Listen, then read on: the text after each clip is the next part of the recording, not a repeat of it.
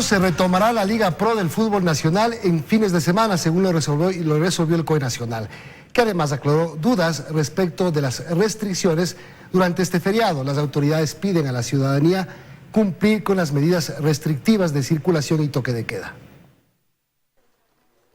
Conscientes de que no se puede eliminar el día feriado y debido a los resultados positivos de las restricciones, las autoridades recomiendan a los ciudadanos no desplazarse y cumplir con las medidas dispuestas. No tendría sentido generar estos movimientos que no son los que queremos evitar. Por lo tanto, pedimos, vuelvo a repetir, el ser complementarios a las medidas del COE Nacional. La corresponsabilidad es fundamental.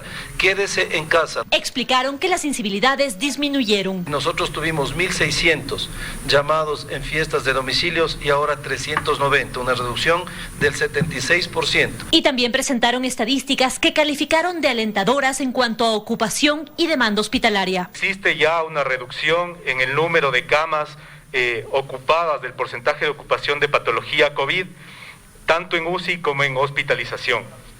Adicional a esto, podemos ya evidenciar que se está generando un impacto en las listas de espera, que actualmente hemos bajado aproximadamente ya 30 puntos porcentuales. Aseguran que son días críticos que podrían incidir en el aumento o no de los casos, agravado debido a que las variantes brasileña y británica tienen un mayor grado de transmisibilidad. Podríamos hoy mencionar que cerca del 80% de las muestras corresponden a la variante del Reino Unido.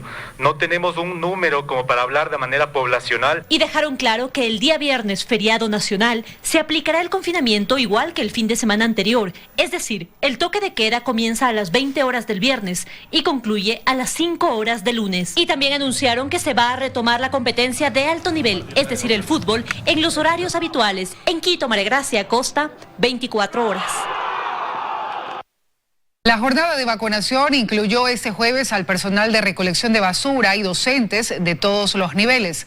Según el Ministerio de Salud Pública, hasta este domingo se superará la meta del 1 millón de dosis aplicadas.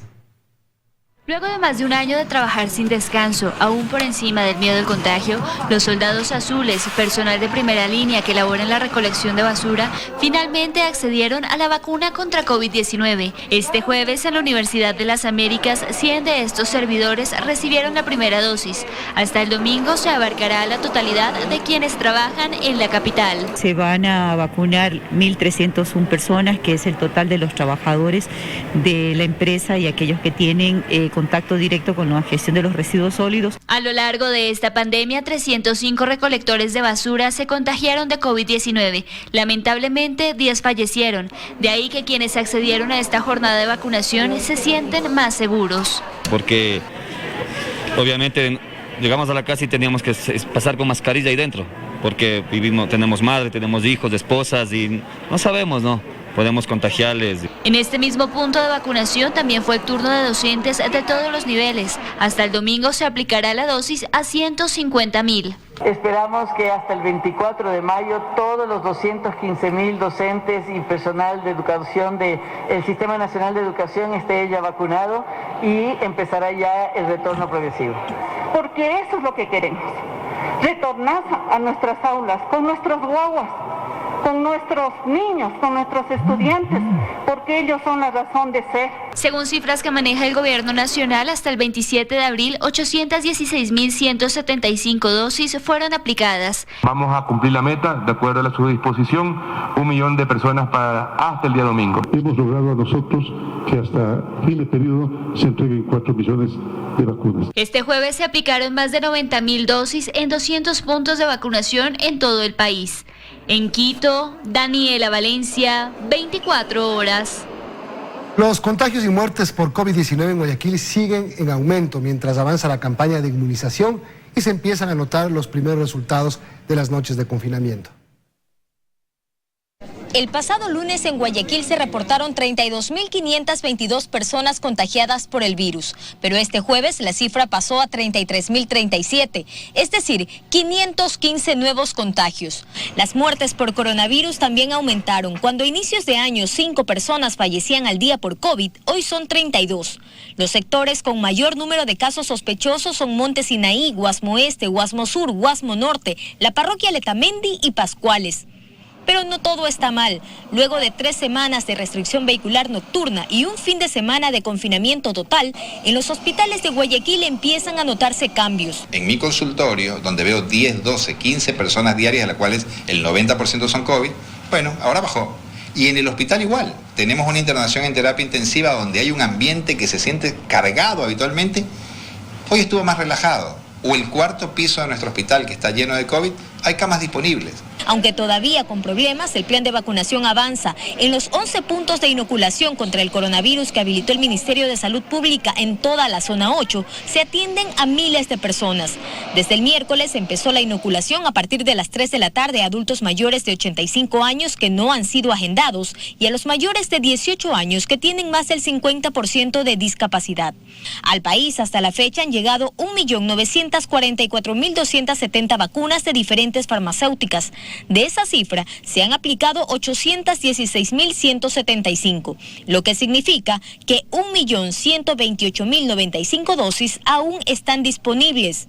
Al día se colocan en todo el país poco más de 24.600 vacunas, menos de la mitad de las que deberían inyectar si el gobierno quiere cumplir su promesa de vacunar a 2 millones de personas hasta el 24 de mayo.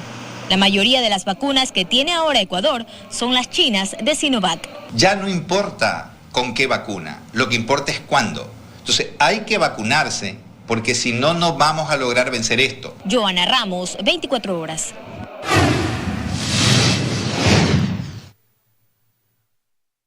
El ex gerente de Petroecuador, Pablo Flores, desnuda a la supuesta organización delictiva que habría operado desde el gobierno en el llamado caso Las Torres. En este entramado, según Flores, el contralor Pablo Celi habría sido considerado como el personaje protector de los integrantes. Flores rindió su versión ante Fiscalía vía telemática. Es indudable que el caso Las Torres tiene a un protagonista principal que es Raúl de la Torre, como el gestor de las llamadas, el operador de las transferencias y quien se internó en Petroecuador para gestionar los sobornos. Pero esta vez el exgerente de la estatal petrolera Pablo Flores, involucrado en la trama, ha revelado ante Fiscalía de dónde fue que llegó este personaje. El señor Barrera me refirió a Raúl de la Torre. En ese momento no tenía razones para dudar de la Torre. Se refiere a Roberto Barrera, empresario procesado en los Estados Unidos por sobornos, vinculado al caso Las Torres y pieza central en la trama de sobornos de Petroecuador. No obstante, había nexos de más alto nivel. 2 personajes con todo el poder desde el gobierno, dijo Flores, que la protección para Raúl de la Torre venía de Carondelet. Recibí llamadas del señor Augusto Briones y del señor Santiago Cuesta, quienes también intercedieron por el señor de la Torre. Y es que Raúl de la Torre, el supuesto operador de la organización, dice Flores, se jactaba de sus relaciones con las altas esferas. De la Torre mencionaba la cercanía que mantenía con la Policía Nacional, con la Contraloría General del Estado, con la Presidencia de la República y con la Asamblea Nacional. En esta versión, Flores confirma que el manejo de la estructura no solo venía de Carondelet. Al parecer, la Contraloría tenía papel protagónico para proteger al resto. Barrera siempre mencionaba al señor Contralor General del Estado como una figura intimidante, relacionada con el señor de la Torre y que actuaba como una figura protectora. Flores ha intentado así desmarcarse de una supuesta participación en la organización delictiva destapada en 2019 en Estados Unidos. Hace relación a los 3 participantes de las conversaciones que son la prueba madre de que hubo sobornos en Petroecuador y que fueron millones de dólares los que se repartieron. Roberto Barrera, Raúl de la Torre y José Luis de la Paz. Según Flores, la transcripción de audios pertenece a 3 criminales convictos que se toman mi nombre para extorsionar y beneficiarse ellos. Lo cierto es que decurren los plazos de la instrucción fiscal del caso Las Torres y la Fiscalía ha pedido la vinculación del exgerente de Petroecuador, Pablo Flores, mencionado en los audios y mensajes que constan en el proceso. En Quito, Fausto Yepes, 24 horas. Durante su trayectoria profesional, el abogado Harrison Salcedo pasó de defensor a acusado en varias oportunidades. Documentos a los que accedió este noticiero revelan que uno de sus últimos clientes fue Daniel Salcedo Bonilla. ¿Quién era el abogado Harrison Salcedo? Se lo contamos. Viajes, colección de autos, dinero y armas. El abogado Harrison Salcedo, asesinado por sicarios en Quito, no dudó en utilizar sus redes sociales para alardear una vida de lujos, excentricidades y aparente poder. Su nombre se dio a conocer luego de asumir la defensa de personajes como el ex vicepresidente Jorge Glass en el caso Sobornos, el ex asambleísta prófugo Eliseo Azuero vinculado en el caso Hospital de Pedernales. También fue el abogado de 2 agentes metropolitanos relacionados en el caso Abdalá Bucaram e hijos. Pero en su lista de defendidos también constan Jorge Luis Zambrano, alias JL, abatido ex líder de los Choneros y, a decir del Ministerio de Gobierno, de varios integrantes de esa misma banda. Gran parte de ese crimen organizado evidentemente opera desde el interior de las prisiones y es algo que el Estado todavía no ha logrado controlar. Por más presencia policial, por más agentes de seguridad que implementemos, lamentablemente las cárceles siguen en la orfandad frente a la obligación que tiene el Estado de tutelarlas. Por las presuntas irregularidades que se habrían cometido en la liberación del otrora líder de los Choneros, Fiscalía lo acusó por asociación ilícita en el grado de coautor. De hecho, en el instante del asesinato, se desarrollaba vía telemática la audiencia preparatoria de juicio en este caso.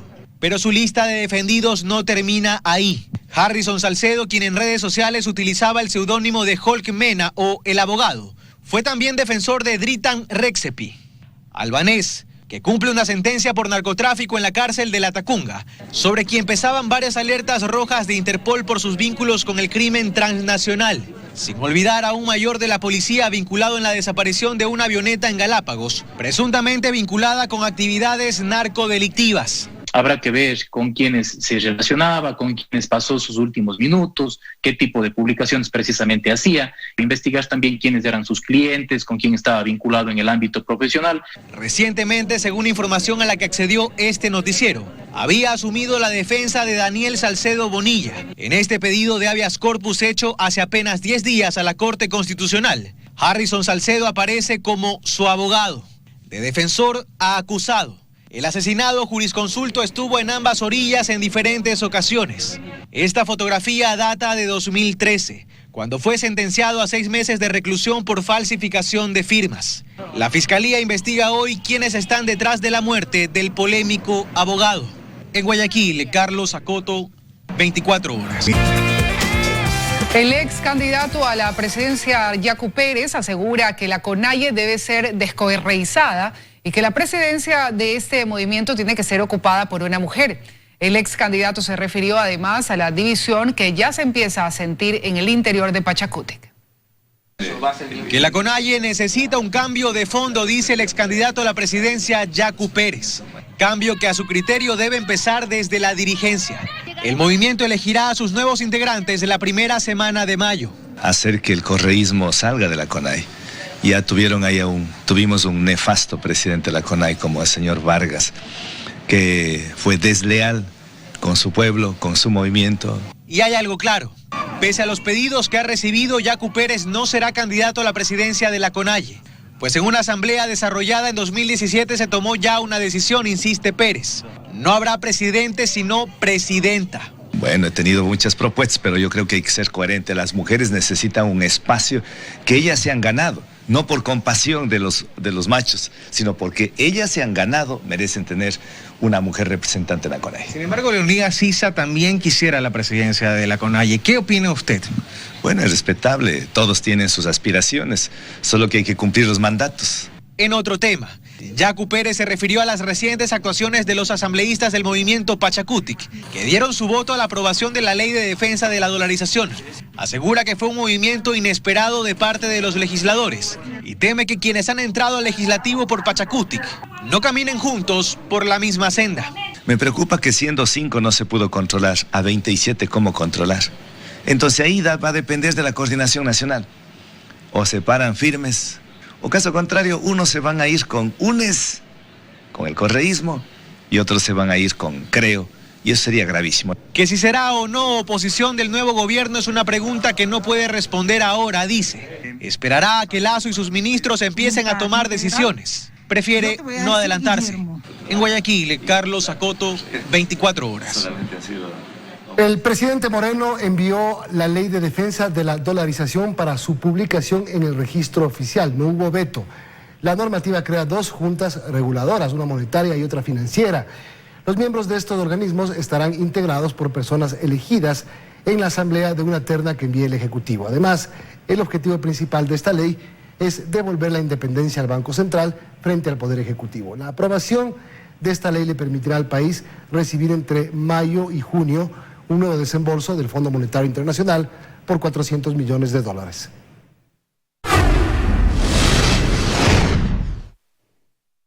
Tres bandas delictivas estarían involucradas en los incidentes registrados en la penitenciaria del Litoral, que dejaron 5 muertos y 21 heridos. 8 de los heridos están graves en diferentes casas de salud. Así fue la intervención de la policía en la penitenciaria del Litoral en medio de los enfrentamientos registrados la mañana de este miércoles. 5 presos muertos y 21 reos heridos fue el resultado de la reyerta entre los choneros, tiguerones y los lobos, grupo aliado a los lagartos, que busca obtener el poder absoluto en el reclusorio. El incidente se registró entre internos de los pabellones 8 y 9. Están disparando, cierra entra la policía. Los fallecidos fueron identificados como Elio Rolando García Quintero, tenía en su contra 2 detenciones por robo. Juan Francisco Chaguay Mancero, detenido por asociación ilícita. Edward Jackson Lerma Corozo, cumplía condena por asociación ilícita. Ariel Alexander Castillo Carranza tenía antecedentes por el delito de robo. Y Gustavo Adolfo Vera Cedeño registraba una detención por el delito de tráfico de drogas y 5 por robo. En la morgue sus familiares hacían las diligencias para retirar los cadáveres. Ellos evitaron hablar a los medios. Yo no sé nada. De los 21 presos heridos, 8 se encuentran graves. Algunos están internados aquí en el hospital Guayaquil. Así como los fallecidos tenían antecedentes penales, los que sobrevivieron a este enfrentamiento registran un amplio historial delictivo. Por ejemplo, uno de ellos cuenta con 10 detenciones anteriores. Tras los hechos de violencia, un contingente policial realizó una requisa en al menos 3 pabellones. Allí se encontraron una granada, armas largas, revólveres, cuchillos. Además se levantaron 500 indicios balísticos entre cartuchos y vainas percutidas. Por el momento, un total de 37 reos están bajo investigación por los incidentes. Por su parte, el ministro de Gobierno, Gabriel Martínez, aseguró que en medio del conflicto hubo dinamismo y se controló la situación en poco tiempo. De que la acción policial fue determinante y clave. Por el suceso violento se suspendieron las visitas hasta segunda orden. ¿Qué les han dicho? Que no podemos pasar. A 2 meses de la masacre registrada en 4 cárceles del país, donde fueron asesinados 79 privados de libertad, nuevamente el sistema penitenciario es vulnerado. Paul Tutibén, 24 horas. Más violencia esta tarde. Se registraron 2 asesinatos en Guayaquil. Una mujer fue atacada al estilo sicariato en el interior de un local comercial ubicado en la avenida Las Aguas, en el norte de la ciudad. El cuerpo de la mujer recibió al menos 2 impactos de bala. La víctima tenía 25 años y trabajaba en un establecimiento dedicado a la venta de repuestos de automóviles. Mientras que en la cooperativa Guangala, al sur de la ciudad de Guayaquil, un hombre que se encontraba en una carpintería fue asesinado por sujetos que iban a bordo de un vehículo. La víctima intentó huir y, sin embargo, fue alcanzado por 2 disparos, uno de ellos en la cabeza. El fallecido registraba antecedentes penales. Ya ha iniciado el toque de queda. En ese momento nos trasladamos al sur de la capital, específicamente al sector de la Tribuna del Sur, donde se encuentra ahí nuestra compañera Daniela Valencia. Buenas noches, Daniela. Cuéntanos, ¿aún hay circulación vehicular? Buenas noches, Diana, Milton, amigos televidentes. Tú lo has dicho, en este momento nos encontramos sobre la avenida Teniente Hugo Ortiz, esto a la altura de la Tribuna del Sur. A pesar de que han transcurrido ya 30 minutos de iniciado el toque de queda, aún se puede observar circulación vehicular. Aquí al fondo de la Tribuna del Sur podemos observar incluso cómo las autoridades se alistan ya para salir a algunos operativos. Las autoridades nos han indicado a lo largo del Distrito Metropolitano de Quito habrá 10 puntos de control de toque de queda. Además estarán desplegados más de 100 miembros de la Policía Nacional. Desde que inició este tipo de toque de queda extendido el pasado 23 de abril a nivel nacional, se han realizado 3.881 operativos. Como resultado de ello, se han clausurado 100 locales comerciales.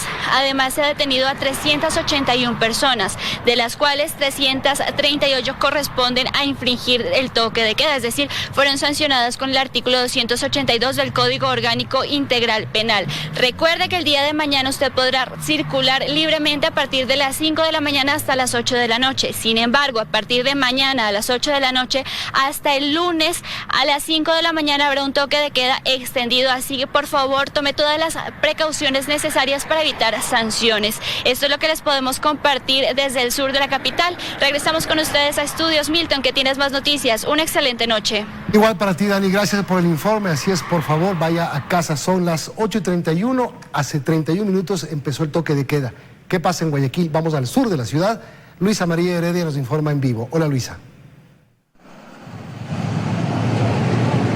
Hola Milton, amigos televidentes, muy buenas noches. Efectivamente, 8 de la noche con 32 minutos y lamentablemente tenemos el mismo reporte que hacer de los últimos días. A esta hora, pese a la medida que ya está en vigencia aquí en la avenida 25 de Julio, en el sur de la ciudad, este es el panorama, ustedes lo pueden observar, bastante circulación vehicular, automotores que pese a la vigencia del toque de queda pues siguen en las calles. Aquí está uno de los 30 puntos de control en el que intervienen agentes de tránsito, policías y miembros de las Fuerzas Armadas, y como todas las noches nos encontramos con dos grupos de conductores, ¿no? Los que muestran su credencial, el RUT de la empresa o la institución para la que trabajan y que precisamente por su actividad se les permite circular, y los que inventan simplemente cualquier excusa, dicen que salieron tarde, que no alcanzaron a llegar a la casa o que tienen alguna calamidad y que por eso están en las calles. A ellos se los está sancionando. De acuerdo con las cifras de la ATM, entre las 8 de la noche de lunes y las 5 de la mañana de hoy jueves, 68 vehículos fueron retenidos y a 132 conductores se les emitieron citaciones. A estas cifras habría que sumarle los resultados de esta noche y madrugada para determinar pues así las estadísticas de toda la semana, previo a que ya mañana entre en vigencia el toque de queda prolongado, ¿no? Es decir, el confinamiento de fin de semana. Además, cabe mencionar, 11 ciudadanos fueron detenidos y puestos a órdenes de la Fiscalía, esto también por estar en las calles cuando ya está en vigencia el toque de queda. Es lo que les puedo informar desde acá. Diana, tienes más noticias en estudios. Buenas noches. Buenas noches, Luisa María, gracias por la información. Vamos ahora a revisar más información en nuestro segmento Por Tu Salud junto al doctor Esteban Ortiz.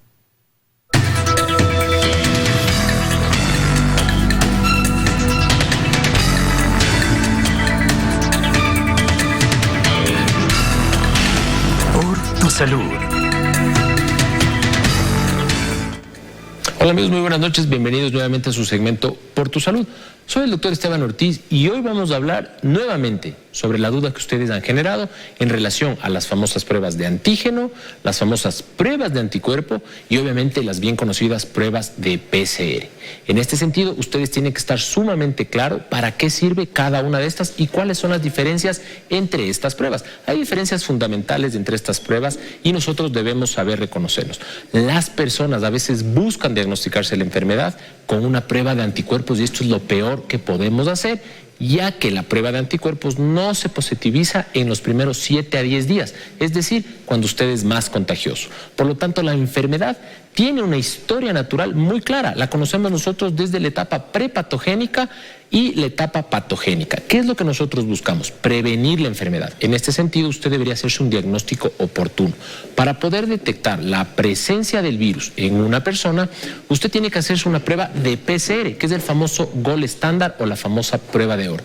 Esta detección molecular del virus busca el virus en esa persona en ese momento. Y si usted tiene positivo esto, quiere decir que usted está contagioso. A la vez, las famosas pruebas de antígeno replican esta funcionalidad. Usted se hace un hisopado, pero la prueba de antígeno se la hace de manera rápida. Busca el antígeno que usted tenga en su secreción, se la pone en un cassette y si sale positiva, pues básicamente usted también tiene el virus en ese momento. Pero ahora, las famosas pruebas de anticuerpo pueden ser las cuantitativas que se hacen con sangre venosa o las cualitativas que se hacen con un pinchacito en el dedo. Estas simplemente detectan la presencia de anticuerpos en la persona. Para yo poder producir anticuerpos, necesito entre 7 a 10 días. ¿Qué quiere decir esto? Que si yo me infecté el día de ayer, tengo al menos entre 7 a 10 días de infección y de potencial contagio a las personas que me rodean antes de que una prueba de anticuerpos salga positiva. Por lo tanto, nosotros no recomendamos a nadie que se haga pruebas de anticuerpos para diagnosticar, ni así sea cuantitativa, ni así sea cualitativa. Simplemente usted podría hacerse estas pruebas para comprobar si ha generado anticuerpos o no. Nos vemos en el siguiente segmento de Por Tu Salud.